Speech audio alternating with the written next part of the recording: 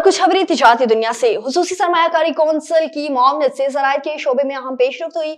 SIFC की सहूलत खारी से ज़राइत के शोबे में तरक्की के लिए काविशें जारी हैं। ज़राइत के शोबे में ताउन, जिद्दत और कामयाबी कारोबारी मॉडल्स के फरोग में अहम किरदार। जदीद टेक्नोलॉजी से किसानों और तहकीकाती अदारों को फायदा पहुंचने के लिए मुअस्सर इक़दामात की हिमायत की गई।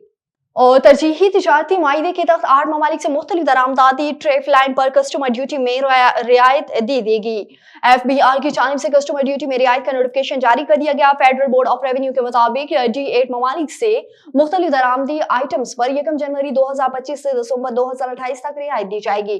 D8 ममालिक से मुख्तलिफ दरामदी आइटम्स पर रवां साल 2025 के दौरान 33.75 से 22.50% तक ड्यूटी लगेगी। और वज़ीर आला पंजाब मरियम नवाज शरीफ के दौरे चीन के फौरी समरात नजर आने लगे। वज़ीर आला पंजाब मरियम नवाज शरीफ से चीन के आला सतह वफ़द ने पंजाब हाउस इस्लामाबाद में मुलाकात की। मुलाकात में चेंगडो जनरल को कोऑर्डिनेटर बराए ICT हब मिस्टर स्कॉलर्ड और डिप्टी CEO मिस्टर यू रे शामिल थे। चेंगडो ने $700 मिलियन की सरमायाकारी पर रजामंदी जाहिर कर दी। वज़ीर आला पंजाब मरियम नवाज शरीफ ने उसूली मंजूरी दे दी।